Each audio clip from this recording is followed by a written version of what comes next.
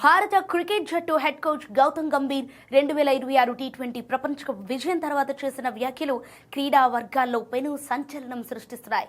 గత కొన్ని నెలలుగా న్యూజిలాండ్, ఆస్ట్రేలియా, దక్షిణాఫ్రికా వంటి దేశాలతో జరిగిన టెస్ట్ సిరీస్లలో భారత్ ఓటమి పాలవడంతో గంభీర్ కోచింగ్ శైలిపై సోషల్ మీడియాలో తీవ్ర స్థాయిలో విమర్శలు వెల్లువెత్తాయి. అయితే అహ్మదాబాద్ వేదికగా జరిగిన ఫైనల్లో న్యూజిలాండ్ను 96 పరుగుల భారీ తేడాతో చిత్తు చేసి భారత్ మూడోసారి విశ్వ విజేతగా నిలవటంతో విమర్శకుల నోళ్లు మూతపడ్డాయి. ఈ చారిత్రాత్మక విజయం అనంతరం మీడియా సమావేశంలో గంభీర్ అత్యంత నిర్మోహమాటంగా స్పందించారు. సోషల్ మీడియాలో జరిగే ప్రచారాలు లేదా తనపై వచ్చే విమర్శలకు సమాధానం చెప్పాల్సిన అవసరం తనకు లేదని ఆయన కుండబద్దలు కొట్టారు. తన బాధ్యత కేవలం డ్రెస్సింగ్ రూమ్లోని 30 మంది ఆటగాళ్లకు మాత్రమేనని, జట్టు అద్భుతంగా రాణించినప్పుడే కోచ్కు గుర్తింపు లభిస్తుందని ఆయన అభిప్రాయపడ్డారు. ఈ క్రెడిట్ అంతా కష్టపడి ఆడిన ఆటగాళ్లకి చెందుతుందని చెబుతూ తన వ్యక్తిత్వానికి తగినట్లుగా క్రెడిట్ పాలిటిక్స్కు దూరంగా ఉన్నారు.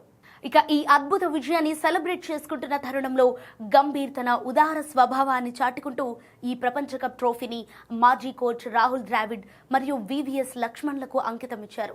రాహుల్ భాయ్ నిర్మించిన బలమైన పునాది వల్లే నేడు భారత జట్టు ఈ స్థాయిలో ఉందని, అలాగే నేషనల్ క్రికెట్ అకాడమీ ప్రస్తుతం సెంటర్ ఆఫ్ ఎక్సలెన్స్ ద్వారా లక్ష్మణ్ యువ ప్రతిభను సానబెట్టడం వల్లే ఈ విజయం సాధ్యమైందని కొనియాడారు. కష్టకాలంలో తనకు అండగా నిలిచిన ఐసీసీ చైర్మన్ జై షా మరియు చీఫ్ సెలెక్టర్ అజిత్ అగార్కర్లకు గంభీర్ ప్రత్యేక కృతజ్ఞతలు తెలిపారు. ముఖ్యంగా టెస్ట్ సిరీస్ ఓటముల తర్వాత తన కెరీర్ డోలయమానంలో ఉన్నప్పుడు జై షా తనకు ఫోన్ చేసి ధైర్యం చెప్పడం మర్చిపోలేనని గుర్తు చేసుకున్నారు.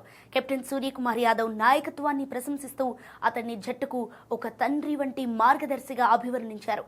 భారత క్రికెట్ సంస్కృతిలో మార్పు రావాలని, ఇకపై మనం వ్యక్తిగత రికార్డులు లేదా మైలురాళ్లను కాకుండా జట్టుగా సాధించే ట్రోఫీలను మాత్రమే ఘనంగా జరుపుకోవాలని గంభీర్ ఒక బలమైన సందేశాన్నిచ్చారు. ఈ గెలుపు కేవలం ఒక టోర్నీ విజయం మాత్రమే కాదని, భారత క్రికెట్లో సరికొత్త టీం ఫస్ట్ శకానికి నాంది అని ఆయన స్పష్టం చేశారు.